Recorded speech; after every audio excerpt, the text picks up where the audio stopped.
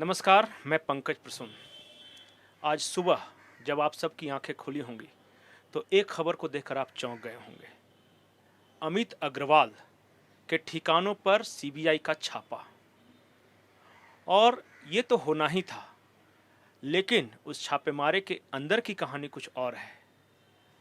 अमित अग्रवाल वो शख्स है जिन्होंने झारखंड हाईकोर्ट के वरिष्ठ अधिवक्ता राजीव कुमार को कोलकाता बुलाया और आरोप है कि उन्होंने 50 लाख देकर एक ट्रैप बिछाया था। हमारे साथ भुक्तभोगी अधिवक्ता भी हैं और पूरी कहानी भी है। राजीव जी, आपका बहुत बहुत स्वागत है समाचार प्लस में। जी नमस्कार। सबसे पहले तो लोग ये जानना चाहते हैं कि ये सीबीआई की एंट्री इस पूरे केस में कैसे हुई, और ये जो छापेमारी चल रही है क्या सचमुच झारखंड हाईकोर्ट के आदेश के बाद चल रही है? देखिए, माननीय न्यायालय ने आदेश दिया था मिस्टर अमित अग्रवाल के ही ऑर्डर पिटिशन पे। वो उन्होंने क्रिमिनल रिट फाइल किया था कि सारे प्रकरण की जांच कोई एक आयोग करे। तो ऑनरेबल कोर्ट ने कहा कि ठीक है, आप तो डिमांड कर रहे हैं inquiry, free and fair inquiry के लिए। तो इन्होंने क्या किया, ऑनरेबल हाई कोर्ट ने डायरेक्ट कर दिया ऑनरेबल सीबीआई को कि पीई दर्ज करके आप जो है, यदि आप सेटिस्फाइड हैं तो एफआईआर रजिस्टर करें। तो एफआईआर कल तो रजिस्टर हो गया है। रहा बात की, देखिए, जो ये ट्रैप है, चाहे हमको फंसाया गया है, ये बिल्कुल एक ही ऑब्जेक्ट था, केस को डैमेज करने के लिए। पीआईएल शुरू होती है पंकज जी कि ड्यूरिंग कोर्स ऑफ आर्गूमेंट हमने ये रेज किया था 1,92,00,000 रुपया। पब्लिक का पैसा आप दे रहे हैं, सरकार दे रही है हेमंत सोरेन को खुद बचाने के लिए। यानी पब्लिक का पैसा हेमंत सोरेन स्वयं खर्चा कर रहे हैं अपने को बचाने के लिए, वकीलों पे। इसका लेकर के थोड़ा सा जिसको कहा जाए कि अनप्लीजेंट सिचुएशन बना था कोर्ट में।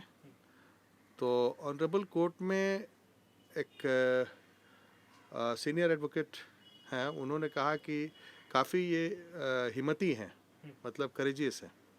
तो ऑनरेबल कोर्ट ने ऑब्जर्व किया था, आई कुड रिमेंबर, कि हाँ करेजियस तो हैं।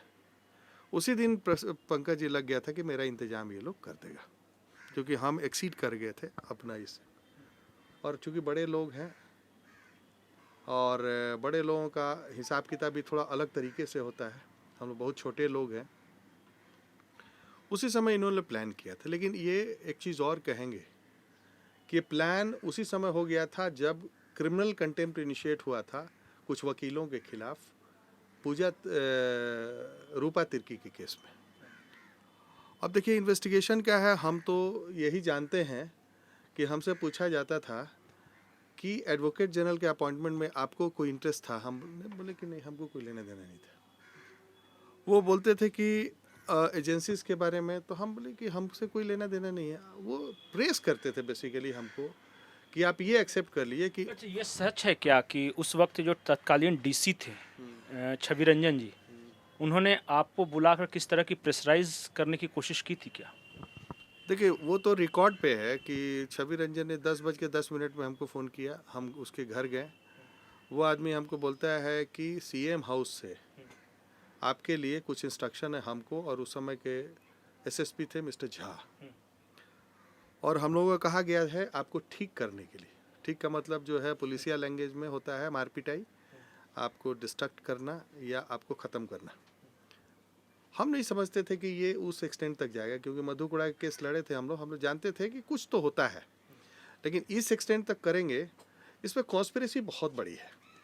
यहाँ के राज्य सरकार के, और कहा जाए कि मैंने बहुत वरिष्ठ लोग, वरिष्ठ मैंने ब्यूरोक्रेट्स, वहाँ के लोग ब्यूरोक्रेट्स, अभी जो एफआईआर हो गया है वो पुलिस स्टेशन के लोग, और हम कहते हैं कि यहाँ का जो पॉलिटिकल हेड है, इन्होंने सब प्लान किया मेरे लिए, और प्लान करके इन्होंने ट्रैप करवाया। और हमको लगा कि थोड़ा भी उसमें हड़बड़ाते पंकज जी तो मेरा इनकाउंटर ये लोग करा देता। बंगाल में वो बहुत बड़ी चीज़ नहीं है, क्योंकि हमको ऐसा पूरा इन्वायरमेंट लगा 10 दिन जब हम पुलिस कस्टडी में थे, तो हमको उम्मीद कम थी कि हम रांची जाएंगे। लेकिन हम बोलते थे कि यदि नहीं जा पाए तो सीबीआई जांच होगी, ये मेरा मुंह से निकलता था अफसर्स को, वो तो अब उनको कोई धीरे। अफसर जिसने आपको अनड्यू धमकाने की कोशिश की, या किस तरह की धमकियां दी जाती थी आपको प्रेशराइज करने के लिए, कबूल करवाने के लिए? देखो देखिए हमसे एक ही चीज़ कहा जाता था कि आप जजेस का नाम लो, अच्छा। आप जो है ये बताओ कि जजेस से लेना देना। हम बोले कि अरे ये मजाक है क्या, आप जज ऑनरेबल कोर्ट के आप चीफ जस्टिस को जानते हो? हम बोले कि बिल्कुल, वहाँ प्रैक्टिस करते हुए जानेंगे नहीं जब 20-20 केस में अपीयर कर रहे हैं। तो बोलते थे कि आप सीबीआई ईडी के अफसर को जानते हो? हम लोग जानते हैं क्योंकि कोर्ट्स में एफिडेविट्स लोग फाइल करते हैं, ये करते हैं, वो करते हैं, और बहुत लोगों से जान पहचान हो जाता है। वो हमको समझ रहे थे कि ये इसका काम ही एक्सटॉर्शन का, वो प्रूव करना चाहते थे कि इस आदमी का काम जो है एक्सटॉर्शनिस्ट है। और वो यहाँ के न्यायाधीशों और जो एजेंसीज है, जांच एजेंसी, उसके भी अफसर को फंसाना चाहते थे। वो बेसिकली, अब तो और बता दें कि बिल्कुल वो एक ही पर्पस था कि एजेंसीज के अफसर को फंसाओ और कुछ जजेस को फंसाओ, क्योंकि वो लोग बदला लेना चाहती थी सरकार। ये सरकार जो है बदला लेना चाहती थी कोर्ट से, पता ही है ना। अभी आप देखिएगा पॉलिटिकल जो यहाँ के पॉलिटिशियन हैं, उनका जो लैंग्वेज है जमशेदपुर में, वो कह रहे हैं कि कुछ जजेस जो है अनड्यू उनको ये देते हैं, सपोर्ट करते हैं। ये तो उनका ऑडियो है। शुरू में उन्होंने कहा था कि जो पीआईएल करने वाले हैं उसको ठीक कर देंगे। बाद में जब जमशेदपुर वाला जो भाषण है उससे क्लियर होता है कि वो बोलते हैं कि हमने ठीक कर दिया ना। तो ये तो क्लियर है, मतलब वो जांच एजेंसियों को ठीक कर देंगे, जजों को ठीक कर देंगे, वकील को ठीक कर देंगे, पिटिशनर को ठीक कर देंगे। अब ये अलग बात है कि अब तो समय आ गया है, लेकिन एक आदमी जो है ना, एक दो आदमी जो की आदमी है, की पर्सन है, उसके खिलाफ जो है ना कुछ कार्रवाई हो, तब जाकर के इसमें न्याय होगा। वो व्यक्ति यहाँ से दिल्ली तक मैनेज कर रहा है। बिल्कुल। इसी सिलसिले में पूछ रहा था। देखिए, जो आपके खिलाफ जो एफआईआर की कॉपी थी, वो ड्राफ्ट हमने भी देखी है, वो सार्वजनिक भी है। ऐसा लग रहा था कि वो पुलिस स्टेशन में तैयार न करके किसी लीगल एक्सपर्ट ने तैयार किया है। इस तरह के आरोप उस दौरान भी लगे। क्या सचमुच में जुडिशरी के अंदर कुछ लोग ऐसे हैं जो कि अपनी मर्यादा से परे जाकर इस सरकार को मदद पहुंचा रहे थे, या गैरकानूनी तरीके से आपको या जांच एजेंसी के अधिकारियों को या न्यायाधीशों को फंसाने की कोशिश कर रहे थे? देखिए, अब तो ये प्रूव्ड हो गया है कि यहाँ का एडवोकेट जनरल राजीव रंजन, उसके नाम जो है एक एफिडेविट में आया है। वो एफिडेविट है बड़हरवा केस में। हाँ, पिंटू से बातचीत, वो पिंटू से कन्वर्सेशंस में, और एफिडेविट में भी स्टेटमेंट आया है कि कैसे बोल रहा है कि प्रकाश यादव को और शंभू नंदन भगत को हम लोगों को जेल भिजवाना है। अब समझ लीजिए कि किसी भी एडवोकेट जनरल का काम यही हो जाता है क्या? यहाँ पे बिल्कुल मजाक इन्होंने बना के रखा। They are behaving like a criminals. Advocate general ने पिंटू से वो बातचीत में, जो कि ट्रांसक्रिप्ट है, वो तो हमारे पास भी है कॉपी। उसमें तो उन्होंने पंकज मिश्रा जो कि हिरासत में है, उनसे भी मिलवाने की बात कही, और ये भी पता लगाने की बात कही कि मैं एक वकील को भेजता हूँ जो कि पता लगाया कि पंकज मिश्रा क्या कुछ बताने वाला है ईडी को। पिंटू से बातचीत कर। बिल्कुल बिल्कुल बिल्कुल। ये देखिए, एक चीज़ हमको क्लियर हो गया था उसी दिन, जिस दिन छवि रंजन मेरे को बुलाया था अपने घर पे। उस दिन बोला था कि आप सुधर जाओ, नहीं तो आपको ठीक कर देगा। दोनों आदमी को इंस्ट्रक्शन आया सीएम हाउस से। तो मैंने कहा भी था कि आप अमित अग्रवाल, अमित और पिंटू को यदि वो है तो आप बुला लीजिए, क्या दिक्कत है उन लोगों को हमारे से। तो उस समय बोला कि वो लोग बहुत बड़े आदमी हैं। हमने तो एफिडेविट पे दे दिया ऑनरेबल हाई कोर्ट में उस समय। बड़े आदमी नहीं है, डायरेक्ट सीएम से कांटेक्ट में है। वो तो एक आया भी प्रकरण कि रवि केजरीवाल ने बयान दिया ईडी को कि सीएम ने कहा था कि जितना कलेक्शन का पैसा वो प्रेम प्रकाश को देना, प्रेम प्रकाश बाद में अमित अग्रवाल को जाएगा। जो इंसान इतने बड़े बड़े ब्यूरोक्रेट्स के ब्लैक मनी को वाइट करता हो, जो सीधे जिसका सीएम आवास में दखल हो, आपको कभी डर नहीं लगा? देखिए, हमको डर उस दिन लगा था जब कोलकाता पुलिस ने कहा कि ये बहुत बड़ा आदमी है, किसके चक्कर में पड़ गए हो। सही में आपको हम बताएं, हम नहीं जानते थे इस आदमी के बारे में। हम तो इसका नाम जो है छवि रंजन के मुंह से सुने थे। हमको नहीं पता था ये कौन आदमी है क्या है। लेकिन ये तो चूंकि एक बहुत बड़ा इंटर स्टेट ट्रैप था और दे वांटेड टू किल मी, तो ये तो क्लियर है। अब तो जांच हो रही है, बहुत ही क्लियर हो जाएगा पंकज जी। और मैंने बहुत चीज़ गेन किया, बहुत चीज़ लूज़ भी किया, बहुत चीज़ लूज़ किया तो बहुत चीज़ गेन किया। गेन हमने कॉन्फिडेंस किया है बॉस। हमको पता है कि सभी को मरना है,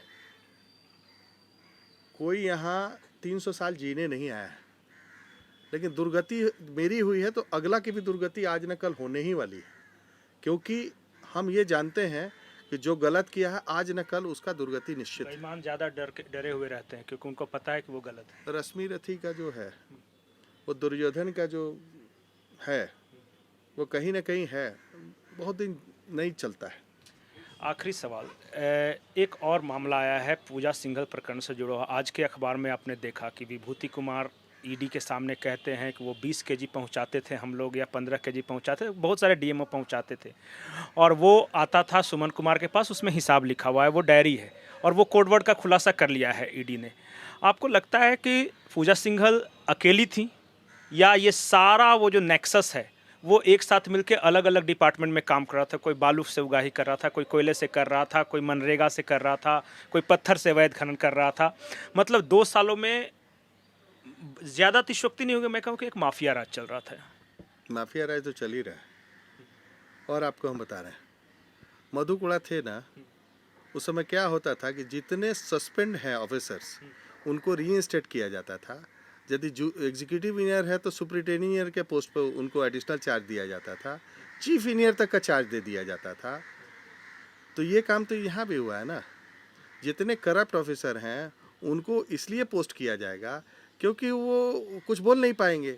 उनको पता है कि हम यदि कुछ बोलेंगे, अब उसको भी पता है कि मेरा तो क्या जा रहा है, हम तो अब जाने ही वाले हैं और कमा ही के जाएं। अच्छा है, जेल में रहेंगे तो कुछ बेल वेल में पैसा खर्चा होगा तो उसको अच्छा से स्पेंड करेंगे। तो एक चीज़ तो तय है कि यहाँ जो राज चल रहा है, अभी तो नहीं, कुछ दिन बाद और बहुत चीज़ खुलेगा, खुलने वाला है, देखिएगा, बहुत चीज़ निकलेगा और बहुत लोगों का कल ही खुलेगा। बहुत लोग अभी ढके हुए हैं ना, उनको ये लगता है कि हम, ऐसा नहीं है। इस लॉबी पे कोई यहाँ हाथ नहीं डालता था। आपने कैसे डायरेक्ट आप नाम ले रहे हैं छवि रंजन का? अभी देखिए ना, एक आईएएस गई, दूसरा का नंबर है जो समन भेजा है राजीवगंज डीसी का, अब छवि रंजन जी का नाम सार्वजनिक हो रहा है। ये हमेशा ये आरोप लगते रहे कि यहाँ 10 से 12 ऐसे नौकरशाह हैं जिन्होंने पूरे झारखंड को आज तक चलाया है। सरकार किसी की रही लेकिन चलती इनकी थी। छवि रंजन क्या है? क्रिमिनल है। 100 करोड़ी क्लब, 100 करोड़ी क्लब और क्रिमिनल है। वो चार्जशीटेड आदमी है। चार्जशीट तो मेरे ऊपर भी हुआ है, बट हम एक्सेप्ट नहीं करते। वो तो क्रिमिनल है, कोर्ट में तो हमने सबमिट कराया था। दूसरा, छवि रंजन के ऊपर इतनी रिपोर्ट्स हैं लैंड स्कैम की झारखंड रांची में, कौन नहीं जानता है। उसके खिलाफ तो कार्रवाई होनी चाहिए थी लेकिन नहीं हुई, लेकिन अब हो जाएगी। तो रांची के पूर्व डीसी छवि रंजन है, उन पर कार्रवाई होगी। इसके अलावा भी कुछ बहुत बड़े लोग हैं जिनके ऊपर आने वाले दिनों में कार्रवाई की संभावना है। और जिस तरह से जांच आगे बढ़ रही है, हमेशा झारखंड के पॉलिटिकल सर्कल में एक बात कही जाती थी कि हर कुछ मैनेज हो जाएगा, घबराओ नहीं, मैनेज हो जाएगा। इस बार ऐसा देख के लगता नहीं है कि मैनेज हो रहा है। देखना यह है कि आने वाले दिनों में और क्या क्या बम फूटते हैं। कैमरामैन नवल के साथ पंकज प्रसून, समाचार प्लस, रांची।